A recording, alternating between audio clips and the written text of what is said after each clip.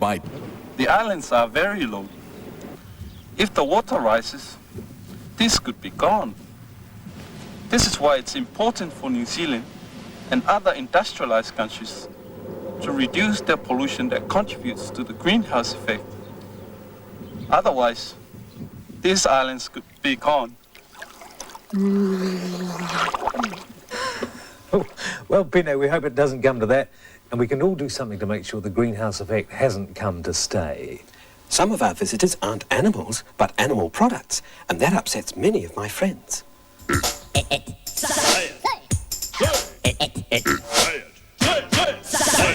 I'm here on behalf of the animals who couldn't be here today. Animals such as the cheetah who are faced with extinction. The fur coats of these animals are used to make clothing and other ornaments. Other animals who are endangered are the white rhinos, the elephants, and they're just used to make ornaments. We should be looking for substitutes for these, such as fake furs, substitute ivory made of something, say, eggshells. Thank you, Ross. Remember, the trade in endangered animals and their byproducts is illegal. In New Zealand, we're very strict about what we let into the country, but some illegal things do get through, accidentally with our imports, or some are smuggled in. Imagine this down your trousers. Archie? See, this visitor recently arrived on a yacht from the Pacific Islands. It's a coconut crab, and because it carried no disease, Customs said it could live at Auckland Zoo. Fully grown, a coconut crab is 1 metre across and can weigh as much as a sheepdog. On its Pacific Island home, it would spend its days buried deep in sand and its nights dining on coconuts, which it breaks open with its claws. What a magnificent crab. I hope it's happy at Auckland Zoo. But some of the other animals that people try to smuggle into the country aren't quite so lucky. They're destroyed. Oh, Peter, I've got another crab you might like to see. Oh, really? What is it? It's a giant southern spider crab, and it lives in the cool waters off the bottom of New Zealand. 30 years ago, the Japanese caught a lot of them to eat. Too many, some would say. Now New Zealanders are talking about harvesting them. They live in deep water on the side of undersea mountains, and one of the people studying them thinks there could be about 200 million crabs down there. Even if there are as many crabs as they claim down there, they should be harvested carefully so as not to destroy the resource. Another visitor is all too easily destroyed by human greed. These butterflies will never see the tropical rainforest again. They got pins through them. They were smuggled from Malaysia to New Zealand to sell. It's big business. These big ones are worth $100 each, so imagine what this haul of 1,000 butterflies is worth. The smuggler of this lot was caught and fined heavily, but that doesn't help the butterflies. Some species in tropical rainforest are confined to just a few hectares, and smuggling on this scale can wipe out entire species. We don't have many butterflies of our own. That's why it's always good news when a visitor arrives on the wing, usually from Australia. This one was blown across the Tasman in high winds. It's a lesser wanderer, and it's the first one to be recorded here in 10 years. They're related to the monarch butterfly, but the markings are a little different. Keep an eye out for these or any unusual butterflies. If you think you found a special one, write to the DSIR, Mount Albert, Private Bag, Auckland. That's the DSIR, Mount Albert, Private Bag, Auckland. The lesser wanderer's cuzzy, the monarch, is a lot more common. It breeds over most of northern New Zealand, but in the south where it's cooler, it hasn't overwintered until now.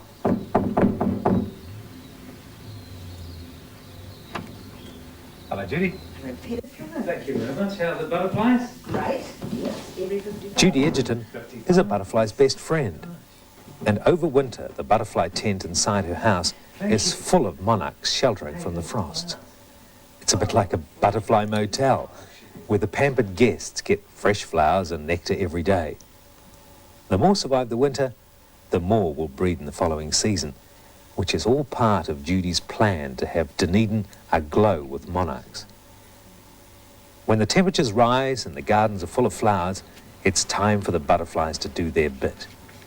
Judy sends them off into the sunshine so they can get down to the serious business of reproduction.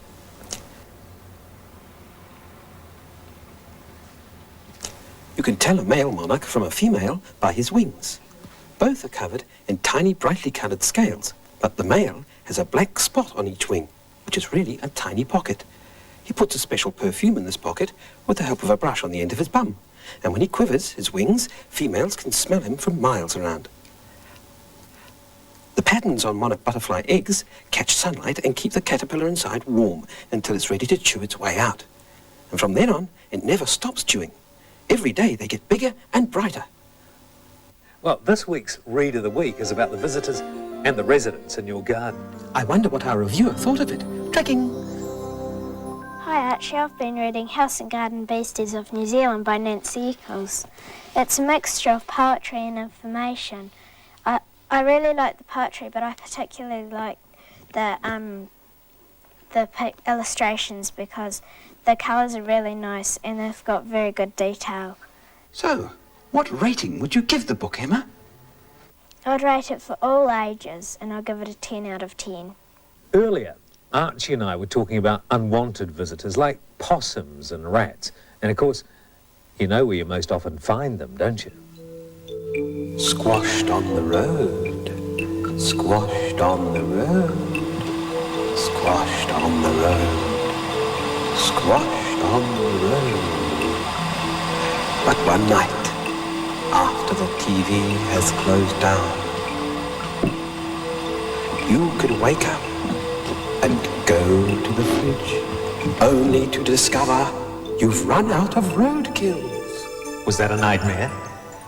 Would you keep dead animals in your fridge? Maybe not. But Bob Rocky of the DSIR does. He counts and sometimes collects squashed animals off the roads as a way of better understanding them and where they're most common. And he's seen some strange ones. Sometimes the eels come up out of creeks and drains and try and slither across dry land. And they get run over on the road occasionally. Occasionally you see a penguin run over along here too. Yeah. There are some places where animals seem to be run over in droves.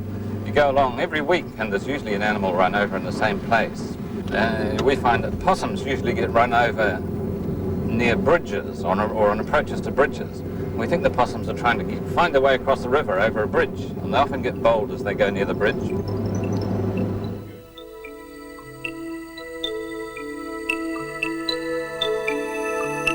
Here's a map of where animals are run over up in Hawke's Bay. It's about 60 kilometres along this stretch of road between Woodville and Takapau. I've been up and down there about 50 times and mapped where all the hedgehogs have been run over. Here they are.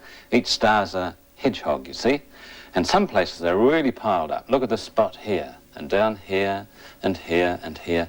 And these are all river crossings, or drains, or streams, or something like that. That's where the hedgehogs get bold. And over here, we got the places where the people have had accidents. Some of them have been killed, some just knocked off their motorbikes, that sort of thing. And same road, and look, everyone gets run over on Friday and Saturday night in Dannevirke, right in the middle of the city. You can learn a lot about what animals live in your area, how many there are, even how young or old they are, by keeping your eyes open for squashed animals. Bob goes one step further than just collecting them. He even takes some home to put in his freezer. Why does he do that, Peter? He doesn't eat them, does he, Peter? Well, maybe. Why don't you ask him? Oh, all right. Bob, you're not going to have that for dinner, are you? Bob? Bob? No, we're having chicken for tea tonight. So, He collects them for analysis. Many scientists have freezers full of the animals they're studying. But I've got another question for Bob Rocky. Has he ever accidentally run over an animal while going about his... Oh no. Oh, watch out. Run, Ratty, run. Quick. Oh, quick. Oops. Too late. Actually, the news isn't all bad in this story. Ronnie the stunt rat made it back safe and sound, which only goes to show there's two sorts of animals in this world, the fast and the flat. I wonder if Bob Rocky would like WildTrackers to send him some more squashed animals. I bet we could fill his freezer and imagine the smell in his letterbox. What do you reckon? Everybody's talking about the new kid in town. Have you seen this flower? keep an eye out because Wanda the Whisperjet wants to know where it's growing around New Zealand. It may look like a pretty wildflower, but it's lethal. In New Zealand, 1 person has been killed and sheep and cattle have also died after eating it. So if you see it, write to Wanda's New Kid in Town, P.O. Box 5580, Dunedin. I know an animal that is very slow, but that would be very difficult to squash. OK, what's that, Archie? This one. It's a Galapagos Island tortoise. His name's Sam, and he lives at the Honolulu Zoo. Isn't he great? He looks, let's see, he looks kind of familiar. E.T. phone home, E.T. phone home. You're right, Archie, he does look a bit like E.T. Looks like you do with a new set of dentures too. So will you when you reach 60. But they don't really need teeth. They're grazing animals, strict vegetarians. Sam weighs 150 kilos. That's the weight of 2 full-grown men. He did look like E.T., the star of the film, didn't he? And you know, we've got another star of a new program right here in the studio. Come and meet her. Hey, what do you think of it? Isn't it great? I mean, this is the set for Biddy Biddy the sheep, played by that fabulous actress, outstanding in her field, Lucy Lamb. Lucy, how are you? I'm fine, thank you, Peter. Hey, congratulations on getting that new series. It's wonderful. Oh, thanks, Peter. It's marvellous to be back on the set and working again. But to tell you the truth, I'm a bit nervous. What, you nervous? No. I don't believe it. I mean, after how wonderful you were in that first series. Hey, for those of you who didn't see it, the first series was about Biddy Biddy leaving her high country home and going off in search of rainbows. She has a tremendous adventure, meets some terrific friends, but there were some dangerous moments. I understand you almost ended up as roast lamb, is that right? Oh, I didn't like that scene at all when the farmers were eating mutton. It was awful. Too real. And many of my friends were very upset by it. Yes, I can quite understand that. But for me, the great thing were the songs. Are there plenty of songs in this new series? Oh, yes, they're superb. Graham has done a marvellous job. Hey, do you think we might have a sneak preview? Actually, I've been in the recording studio yesterday, recording one of my favourites, Gone Forever. Could we hear it? Of course, my pleasure.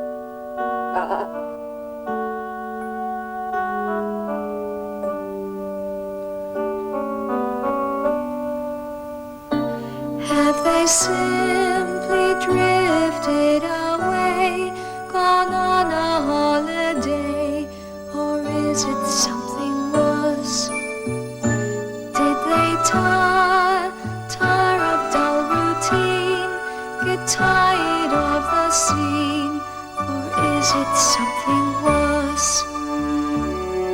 The kiwi with his nosy beak, the snail's curly shell, the kakapo's all-knowing ways that help to make you well. We must protect these precious things that this country holds so dear, for if we turn our backs just once, they'll simply disappear and they'll be lost forever.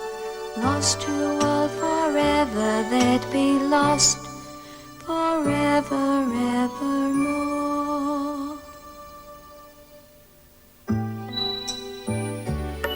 Lucy, that was absolutely wonderful. Oh. Hey, I'm sure the new series is going to be just terrific. Can you tell us about the story? Oh, my writer Gavin has done a fabulous job. He seems to be able to write for me so well. I find there are so few good lamb roles that you can get your teeth into these days. Yes, I can quite understand that. But tell us about the story if you can. Without giving too much away, it's called Biddy Biddy to the Rescue. And it's about my friends Maxine the dog and Pukeko breaking up a smuggling ring. Really? Well, on Wild Tea, we've been talking about smuggling this week. I feel very strongly about smuggling. That's why when my agent showed me the script, I said, darling, I'll do it. I just love it. And I'm sure the new series is going to be just terrific. Lucy, thanks for taking a bit of time in your busy schedule to give us a little bit of an interview today, and all the best. Oh, thank you, Peter. And good luck, all you wild trackers. Bah! Hey, and we'll catch up with some of Lucy's friends over the next few weeks on Wild Tea. I hope so. Maybe I'll get to sing with them. La la la la. I don't think so somehow, Archie. Oh, well, there's not much to sing about with our next lot of visitors, is there, Peter? Unfortunately not. They used to be welcome, but now they've become a nuisance down on the Auckland Islands. Archie? Tracking. The Auckland Islands lie at latitude 50 degrees. They're windy and exposed, but have been visited by sealers, whalers, and shipwrecked sailors. Then farmers. The farmers put the ancestors of these cattle on the island nearly 100 years ago. They stayed, but the farmer didn't. The cattle became castaways. Over the years, they've changed the island. Many of the plants have been eaten out, and the cattle have changed from pedigree shorthorns to their own breed, called Enderby cattle, as they live on Enderby Island. But for a long time, they've been unwelcome, because the islands are a reserve, and recently Doc decided that the cattle had to go. And so they've gone, and all that's left of the Enderby Island cattle is some sperm in a test tube. So one day we could have some test tube Enderby Island calves. It's the Department of Conservation that are faced with the problem of deciding what stays and what goes. And it's always a difficult decision, and now they've got a real toughie that's closer to home.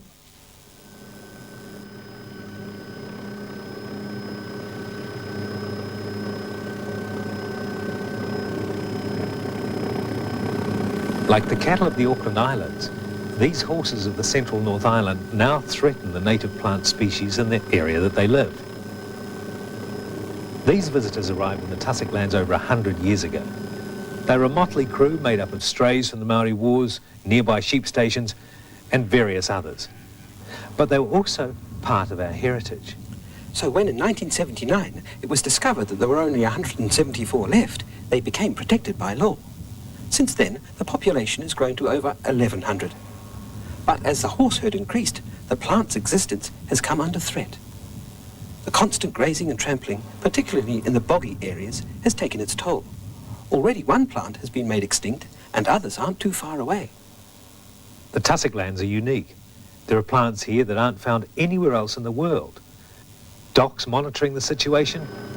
Let's see what they've come up with. Steve Browning, standing by.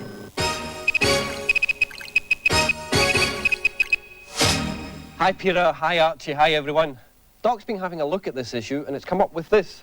This is a management plan, and out of it all, we'd recommend that since the horses are part of our national heritage, then they should remain. However, we also feel that it's very important that they're kept well away from the fragile areas where the special plants are. But before we come to any decision, we want to know what you think. So get along to your local doc office, pick up a management plan, have a read and a think about the issues involved, and let us know what you think. We'll catch you next week. Thanks, Steve. And now it's that time when we take a look at what's coming up on Our World, 7:30 on 1 Sunday. Vid Preview, standing by.